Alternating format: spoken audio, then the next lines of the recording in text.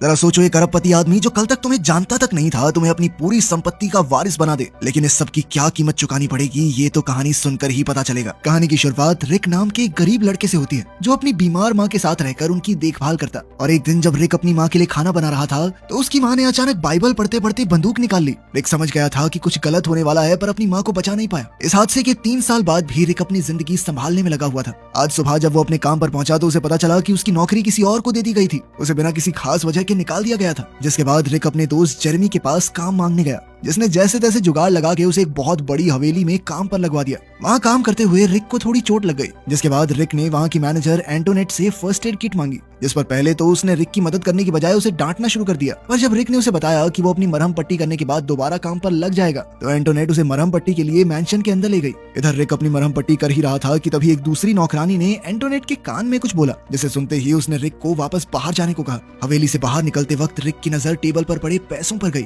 और अपनी मजबूरी को याद करते हुए उसने 1-2 नोट उठाने का फैसला किया। पर जैसे ही वो उस कमरे से बाहर निकलने लगा तभी उसकी नजर उस मैंशन के मालिक जॉर्ज पर पड़ी, जो वहीं पास बैठकर रिक को चोरी करते हुए देख रहा था। और अगले ही सेकंड एंटोनेट भी वहां पहुंच गई और उसने रिक को उसी वक्त नौकरी से निकाल दिया। और ये बात सुनते ही रिक काफी ज्यादा डर गया और उसने अपनी गरीबी का हवाला देते हुए जॉर्ज से माफी मांगना शुरू कर दिया। और उसे असली हैरानी तब हुई जब जॉर्ज ने उसे माफ करने के साथ साथ वो पूरे पैसों की गड्डी ही उसके हाथ में एडवांस पेमेंट के तौर पे पकड़ा दी। उसी रात रिक अपने दोस्त जेरेमी के साथ शिफ्ट हो गया, जहाँ जेरेमी ने उससे मजाक में पूछा कि अगर उसे बहुत सारे पैसे मिल जाएं तो वो क्या करेगा। जिस पर रिक का कहना था कि वो सभी अच्छी अच्छी जगहों पर घूमना चाहेगा, पर इस सबसे पहले वो अपनी एक्स तान्या के साथ दोबारा रिलेशनशिप में आएगा। और उसका ये जवाब सुनकर जेरेमी ने उसका मजाक उड़ाना शुरू कर दिया।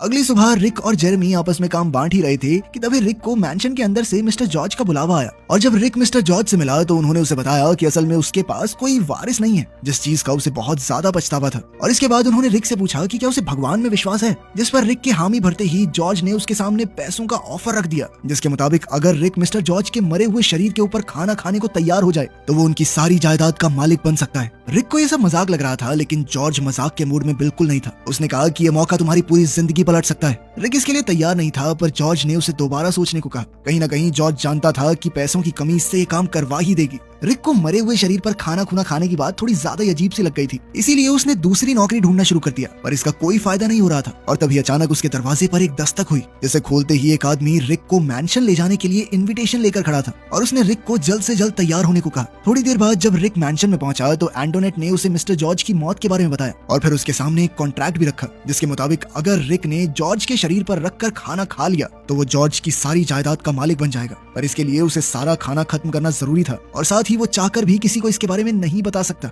रिक को पहले तो कुछ भी समझ नहीं आ रहा था, पर थोड़ी देर तक सोचने के बाद वो इसके लिए तैयार हो गया, क्योंकि वो एक कंगाली की जिंदगी